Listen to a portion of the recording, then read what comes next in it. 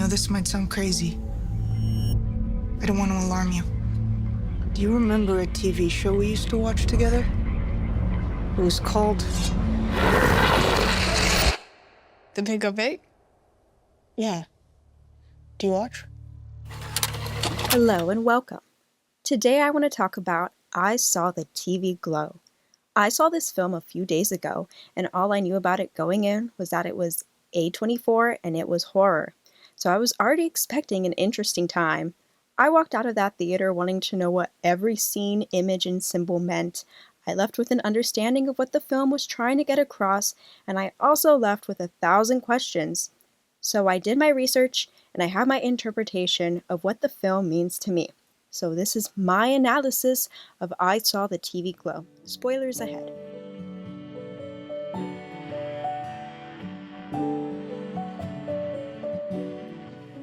We start off the film with a street view of a neighborhood, and we see these doodles in chalk, and they're in these pinks, blues, purples, and white.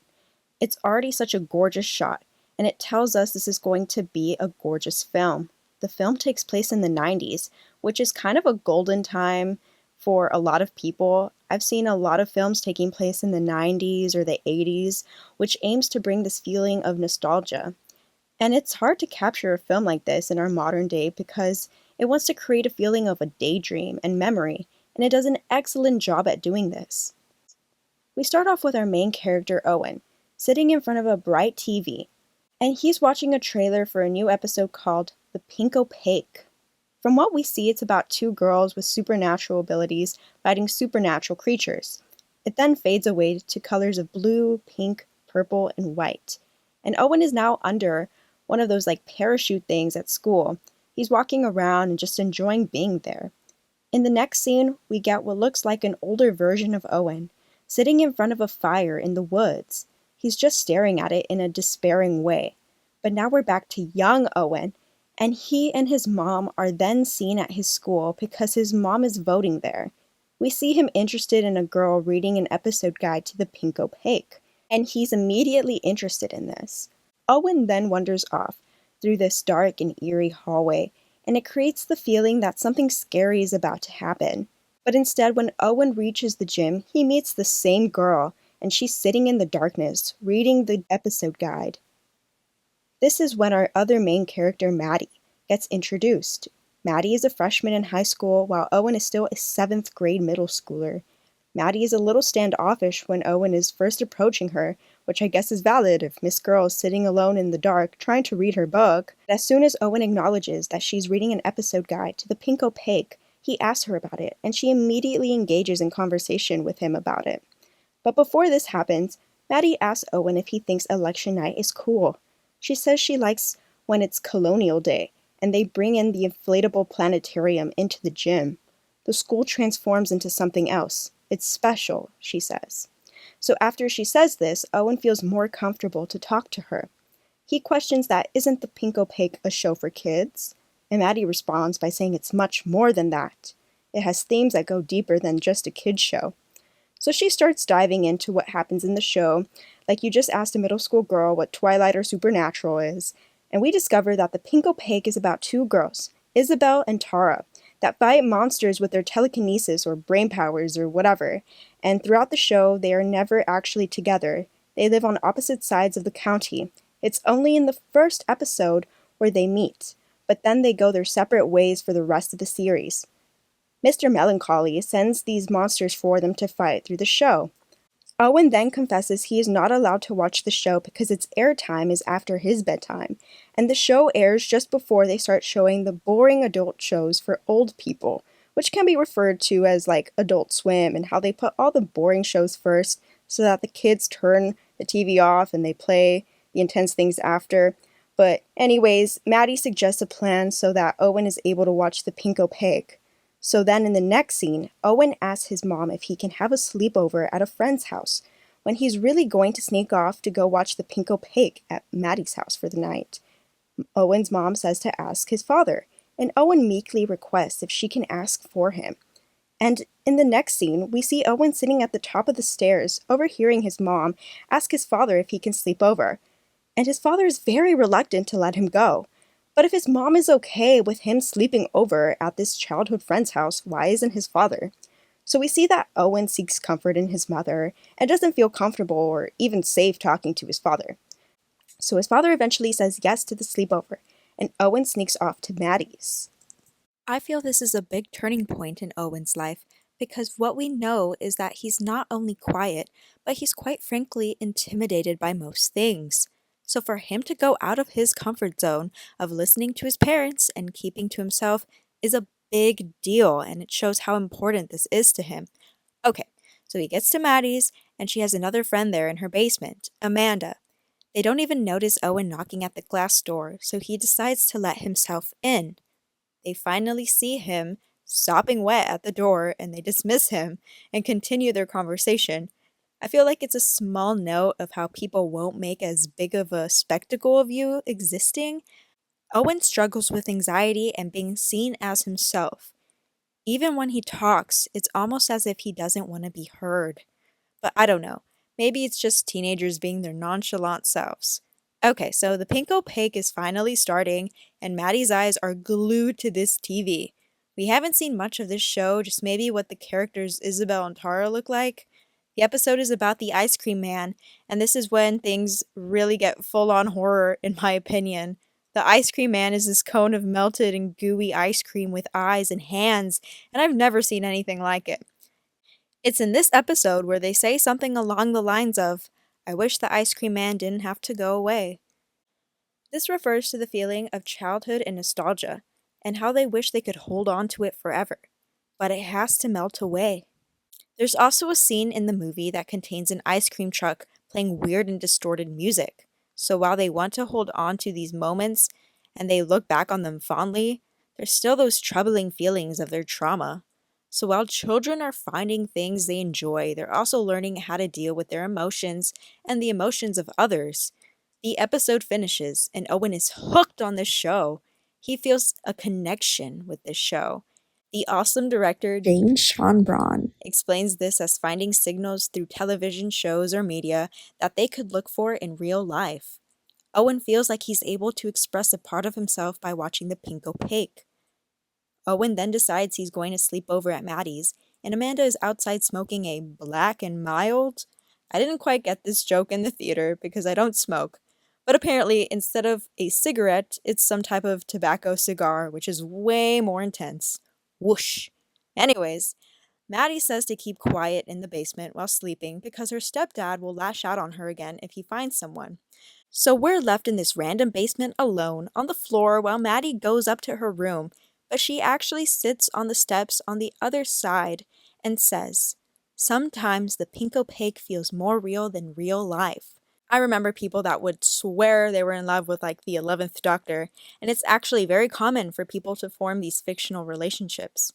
Media has become a huge role in childhood development, and Jane even says that Buffy the Vampire Slayer heavily influenced the pink opaque's themes.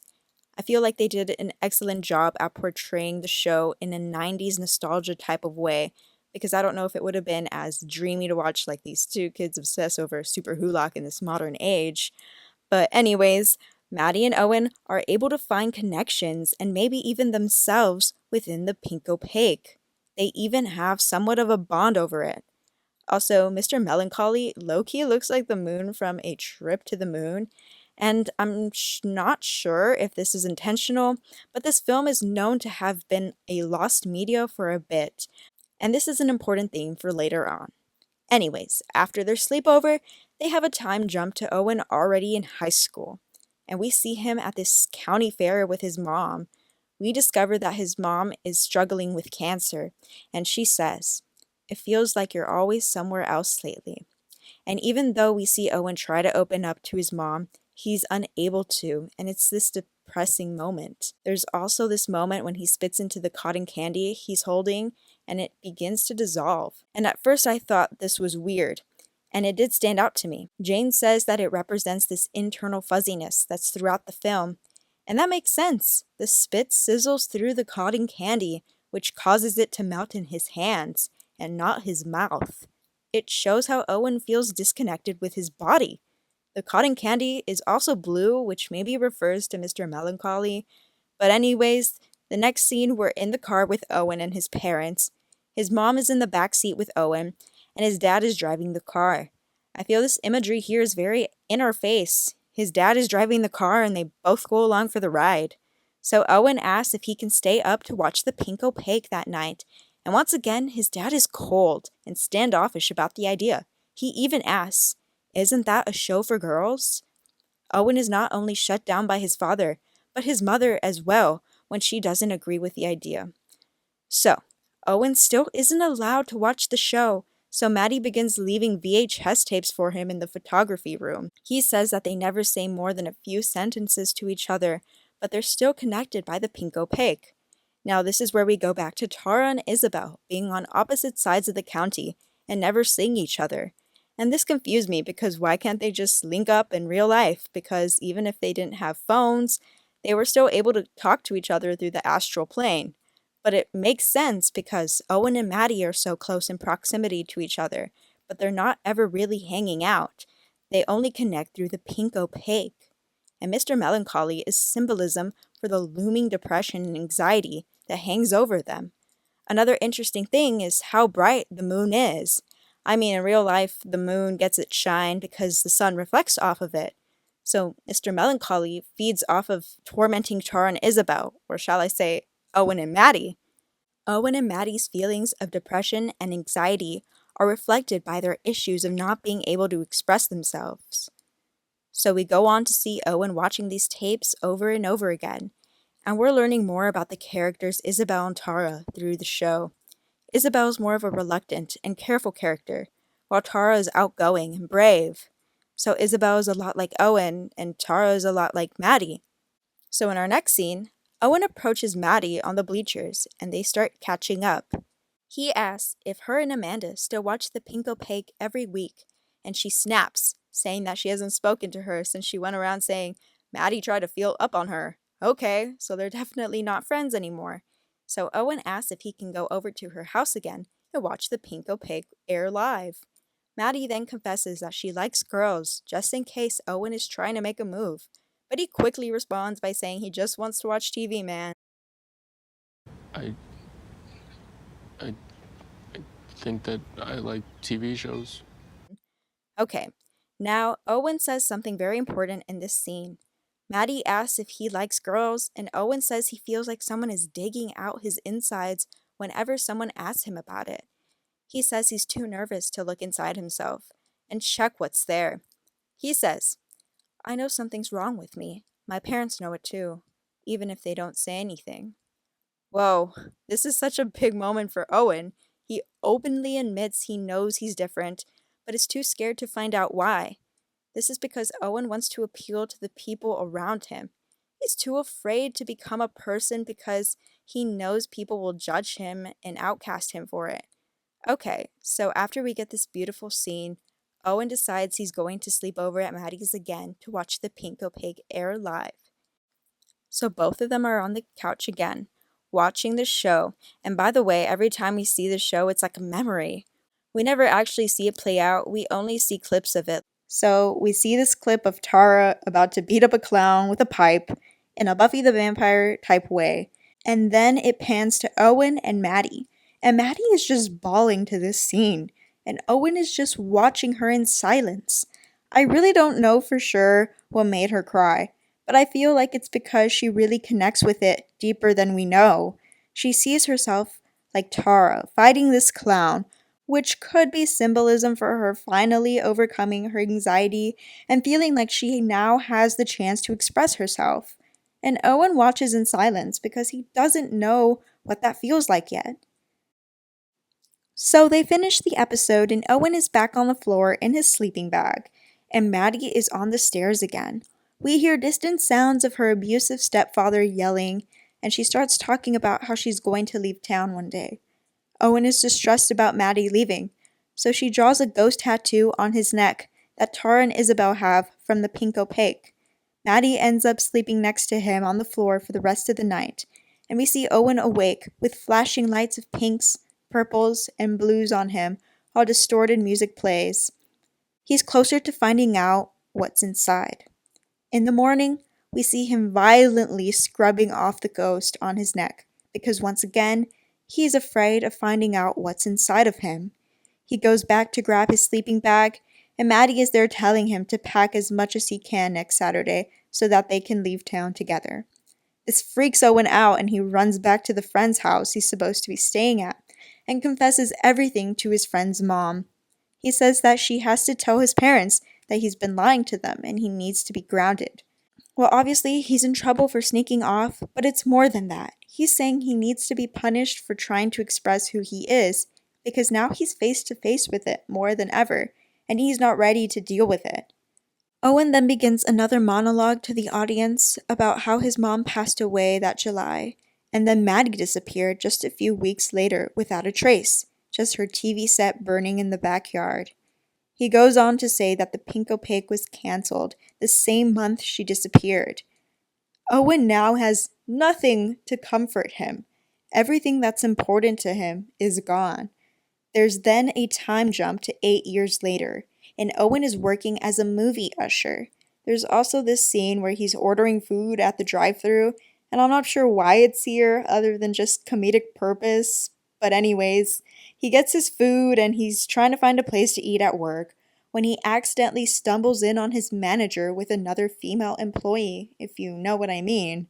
So then we get a scene where he's eating with his coworkers and his manager later on, and his manager jokingly asks if he enjoyed walking in on him and wants to hook up with the female coworker, Erica, as well, because apparently she's already into him. Owen just stares blankly at the ground like his insides are being dug out. On his way home, he is stopped by a downed power line that's in the middle of the road. He gets out to investigate and finds scattered pages of an episode guide for the Pink Opaque. He picks up one burned page and reads it. Season 6, Episode 1, Escape from the Midnight Realm. Interesting. Okay. But didn't the Pink Opaque get cancelled on its 5th season? Yeah. So we continue to see Owen miserable at his job, and then we see him in an eerie grocery store because it's late at night. This is where Maddie reappears after all this time. And I feel this is so real because if you're just in your hometown grocery store, you're seeing everyone and their mom for real. So she's back after all this time, and she looks different. Owen hugs her tightly, but Maddie has no reaction to this. She says they need somewhere safe to talk, and she takes him to this club/bar. We then get a performance by Sloppy Jane and Phoebe Bridgers. I had no idea she was even in it until it panned to Miss Girl. But anyways, they play the song Claw Machine. The song represents the struggles that a teenager goes through, the angst that takes over them, to the point where they can't even enjoy their childhood. Apparently, Phoebe has been friends with Sloppy Jane, aka Haley Doll, since high school, and they talked about how healing it was to sing this song together because they've grown as adults and they can face their problems with much more experience now. Okay, so after we get this beautiful performance, we see Owen and Maddie sitting down at this bar. Maddie asks Owen if he really remembers the Pink Opaque and what he really remembers when he thinks back to when they would watch it. Owen is lost and confused by what she means by this. And we as an audience are too. But anyways, we get these flashbacks to Owen back at Maddie's basement. And instead of them watching the Pink Opaque, we see him trying on Isabel's iconic dress. Maddie looks at him, and it's an awkward but sweet moment. Maddie continues to ask Owen if he feels like his memories aren't quite right, and if he feels like time is all out of whack. We begin to watch more of these flashbacks of Owen and Maddie walking on the football field, like as if they're Tara and Isabel, and then we even see Mr. Melancholy in the sky above.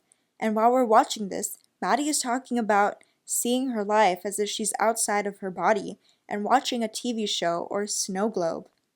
She's explaining feelings of derealization, and Owen is asking where she's been this whole time, and she finally replies saying she's been inside the Pink Opaque. So then we get another awesome performance by King Woman singing Psychic Wound, and it really shows the turning point of the movie. We're about to go on an intense journey for the rest of the movie, trying to figure out what's going on. So after Maddie tries to explain to Owen that she's been inside the show, they walk outside the bar and she says she's going back there and that he needs to remember the final episode and how he can trust no one. She leaves and says she'll be at the high school tomorrow night. In the next scene, Owen is pulling out all of his old tapes of the Pinko Pig to watch the finale again. We begin to see clips of the show while Owen talks about how it ends. And apparently Maddie mailed him the finale tape after she disappeared, so he must have known that she was okay. But anyways, the finale is Isabel and Tara on the psychic plane talking about how they need to meet in person again to defeat Mr. Melancholy. So they plan to meet on the same dock they met on 5 seasons ago. And we see Isabel following the sound of Tara's voice through the psychic plane, when all of a sudden she picks up another voice. And it's Tara's, but only it's coming from underground and she's in danger. Mr. Melancholy has already captured her, and she's suffocating in the ground. His monsters eventually capture Isabel too, and she wakes up in this different place. They have taken her heart out, and it's still beating on a plate. They then feed her the Luna juice, so that she won't remember who she is. She passes out again, and wakes up to an extremely spooky Mr. Melancholy. He walks up to her and licks her, all while his own face is distorting. Super insane scary dude. And his voice sounds super distorted as well. He shows her a snow globe, and inside of the snow globe is Owen, as he's a kid. And he's sitting in front of the TV, and he's back under the colorful parachute at school. Mr. Melancholy says that she won't even remember that she's dying, and it's super chilling. The screen then fades, and we're watching Owen watch this scene, and he for real has the same face I had on while watching this. But anyways, we're watching him, and it's almost like he's in the TV set now. We get a last spooky face from Mr. Melancholy, and it pans back to Owen watching the credits, and he's breathing heavily. We then see his dad angrily come charging down to the basement to get him, and Owen is trying to go inside the TV set. We see sparks and colors coming from the set as he's being pulled in. His dad is fighting to keep him out of the TV set, and eventually he pulls him out. He's now turning on the bath's hot water and running Owen's head under it. Owen is screaming and throwing up Luna juice and saying that he doesn't belong there. He isn't living his own life. In the next scene, Owen is looking at himself shirtless in the mirror. He then puts his shirt on and walks out the door to meet Maddie. But when he turns around, there's these 2 guys on the sidewalk staring directly at him. It's a chilling moment and shows how things that are supposed to be normal are now different. These men could represent societal male pressure on Owen, or maybe even a form of Mr. Melancholy's monsters. And the 2 male actors from this scene are from a Nickelodeon show called Adventures of Pete and Pete. And apparently there's multiple references to them and their show. Jane says it's an uncanny feeling about aging when you see these child actors as adults and they're both spectating you on the same street you grew up on watching their show. And it is. We have all these actors growing up when we thought they'd stay young forever, and it feels weird because that means we're also getting older. Anyways, Owen meets up with Maddie at the high school gym, and she has a monologue talking about how she realized she's supposed to be inside the TV show. She begins to say how time passed her too fast. She didn't realize it was happening. She felt like she couldn't escape it. Then she says that a little after her 22nd birthday, she paid a guy $50 to bury her alive. And apparently he didn't know she'd be in the ground. So she bought a coffin and laid in it, waiting for him to come pack in the dirt. Eventually he comes and fills in the hole with dirt, and Maddie tries to escape, but he packed it in too tight. So she lays in there and finds things to pass the time. She sings songs to herself. She counted to 1,000, and she even pissed and shit herself. By the way, she looks directly at us while saying that last one, and it just caught me off guard. Anyways, she even produced as much saliva as she could so that she could have something to drink. She says that she began to apologize and hoped someone would come and save her, but she felt herself start to leave her body. And she describes it as if she's watching herself through a TV across the room. And this TV screen got smaller and smaller as she faded away. She then wakes up and begins to crawl out of the ground, and it's raining. She says that she's back at their sleepaway camp and she's herself again. She's finally Tara. She found her heart, and then she screams towards Owen, "Isabel, oh my God, I found yours too. It was still beating, stored indefinitely in an industrial freezer." And while she's saying this, they aren't just in the gym. They're in that inflatable planetarium with constellations behind her. Constellations that have stories behind each of them that represent human life. It's a transformation for her. Maddie urges Owen to bury himself so that he can finally wake up. He's going to suffocate if he runs out of time. Owen refers to her as Maddie after this dialogue, and she says, "That's not my name." Maddie knows who she is now. This is important later. Owen has a hard time believing her and says, "Maddie, this isn't the Midnight Realm. It's just the suburbs." "Yeah, but it might as well be, Owen." But once again, she corrects him and says, "That's not my name." So she leads them to the football field again because she has 2 holes for them to crawl into and go back to the pink opaque. While they're in the middle of the football field, Owen stops and begins to doubt. He looks panicked. Maddie tells him that the scariness is part of it and holds his hands. We see them from far away, and then Owen tackles her and runs away. So Owen's not messing with this idea of being buried alive, all right? But Maddie gets up and watches him run away. When Owen returns home, his dad isn't on the couch anymore, and the TV is on. Owen has to deal with losing Maddie again, and he's also losing that part of himself. He locks himself away and expects Maddie to show up and force him under the ground.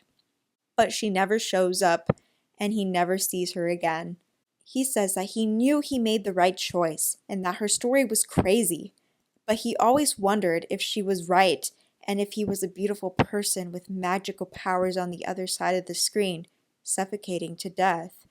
We then get a beautiful chalk street view again, and it says, "There's still time in these pinks, blues, and white." Owen says that the movie theater closed down and now he works at a fun center. His father passed away in 2010 after his second stroke. Owen feels time passing him and he decides he's going to stay in his childhood house. We see him taking his old TV set out to the curb and bringing in a new plasma screen or flat screen TV. He tells us that he even has a family of his own now. Then we see him put out the fire he's been sitting in front of this entire movie, like he's putting out whatever dreams and hopes he had left for himself. He then tells us that he recently watched the Pink Opaque again after all these years. He's streaming it on what looks like a Netflix layout, and he says that it's nothing like he remembered. It's campy, cheesy, and the characters look younger. And going back to Mr. Melancholy looking like the moon from A Trip to the Moon, and this was lost media and how it was restored. So maybe it's a connection to how we can't really recreate exactly what's in our memories, but we can remember the feeling of them. So the show is not scary at all, and he feels silly and embarrassed about it, and we even see him blankly staring at the TV and having trouble breathing.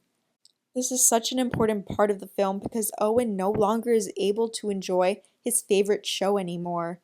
Owen has repressed himself so much that he no longer clicks with the Pink Opaque. And in the next scene, we get him still working at the arcade 20 years later, and all the games are named after things in the Pink Opaque. It's like he's still surrounded by his feelings despite ignoring them. We see him looking miserable, and he has health issues. He has trouble breathing and needs an inhaler. We then see him in a birthday party room, and they're singing happy birthday to this kid. And it's extremely overstimulating with the lights and the people singing. Well, Owen eventually cracks. He's screaming that he isn't supposed to be here and he knows something is wrong. Them singing happy birthday could also represent how he was once that young boy with the birthday cake, with life ahead of him, but now he's old and he's still living in fear. Owen is then on the bathroom floor, and it pans to what looks like blue throw up, which looks like Luna juice. And Owen is struggling to breathe on the floor. He then takes the box cutter that he used earlier to open a package of Play Pit balls, and he starts cutting down his chest to his stomach. He then stands in front of the mirror and pulls his skin open to see what's inside. It's TV light and music. He begins smiling. Owen knows what's inside now. I was so scared that during this scene it would give us a real life cut of him pulling apart his skin and seeing his organs and whatever, but thank God it didn't, because I don't know what it is, but whenever it's like a peel of flesh, it really makes me dizzy, like someone peeling a hangnail. But anyways, Owen is finally looking inside and he realizes who he is. It then cuts to the last scene, and Owen is walking through the arcade after he's composed himself, and he's apologizing to everyone about his freakout. But no one is paying attention to him, and no one hears him as he says, "I'm sorry, everybody. I'm sorry. I'm sorry." And then the movie ends. So, what did Owen find inside? He saw the pink opaque. Literally, because he's looking at the pink inside of himself. The light pink color of our internals. The pink opaque. And what does the pink opaque represent exactly? Well, it's about being trans/queer. Let's look back on the symbolism. We get our first piece in the very beginning when Owen is under the parachute. They're colors that the queer community identifies with. Blues, pinks, whites, purples. And we see these colors all throughout the rest of the movie. They're everywhere. When he spits in his cotton candy, Owen is watching the thing that is supposed to melt in his mouth melt in his hands. His mind and body are disconnected. Owen opens up to Maddie on the bleachers, saying he knows he's different. He just doesn't want to be treated differently because of it. Owen is compared to Isabel and is thought to even be Isabel, and he rejects Maddie's ideas because he isn't ready to accept that he wants to be her. When he's trying on the dress, he's finally opening up more about what could be inside of him, and that's why he's unable to run away with her.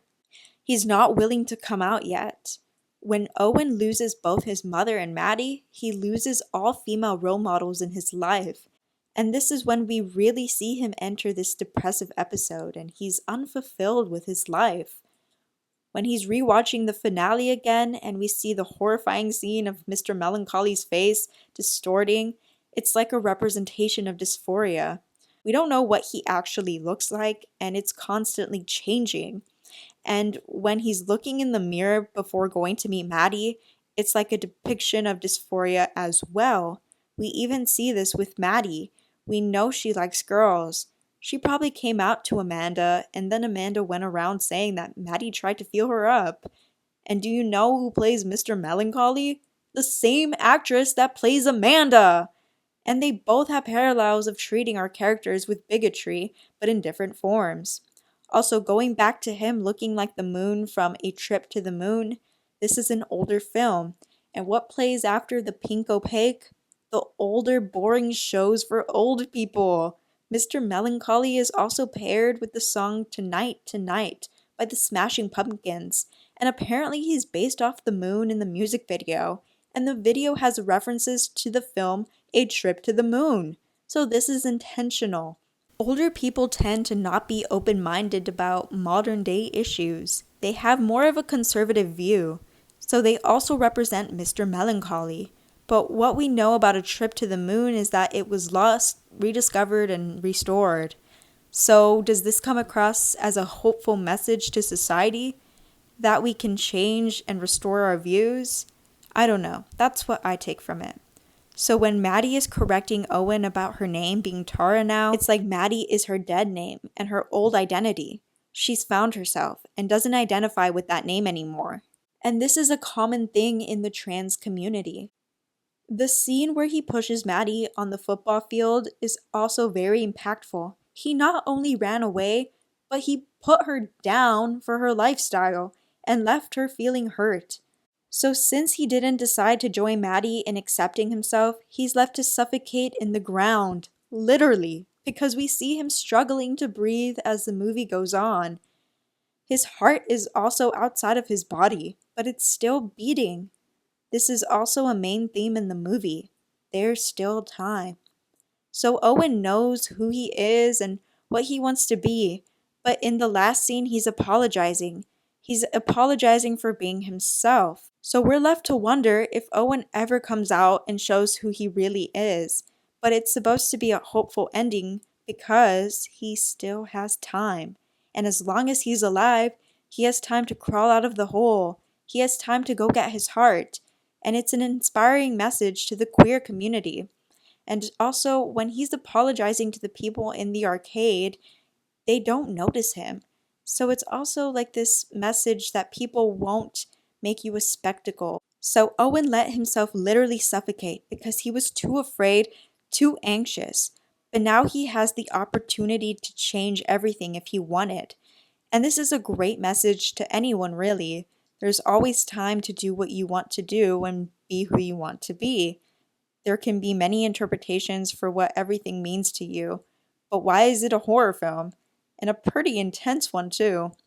Well, it's supposed to highlight how horrifying it is to let time pass you by. And not only is it passing you by, but you're not living your life the way you want to.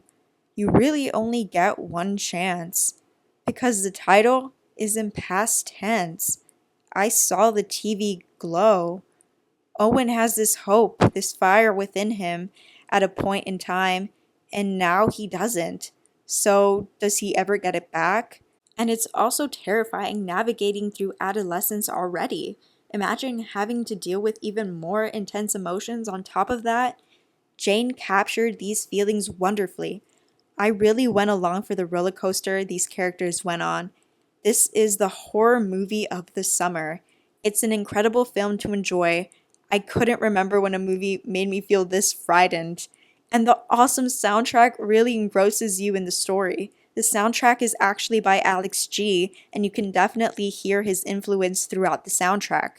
It's all just so whimsical, and I would definitely recommend it to anybody looking for a good movie. Jane also has a previous film to go alongside I Saw the TV Glow, and it's called We're All Going to the World's Fair. It's also a horror movie / gender identity film. And Jane says that there will be a follow-up film to make this a complete story of their gender identity journey. So I'm looking forward to that. But anyways, this is what I Saw the TV Glow meant to me. I hope you enjoyed and maybe even have a new or different interpretation of this incredible film. Thank you.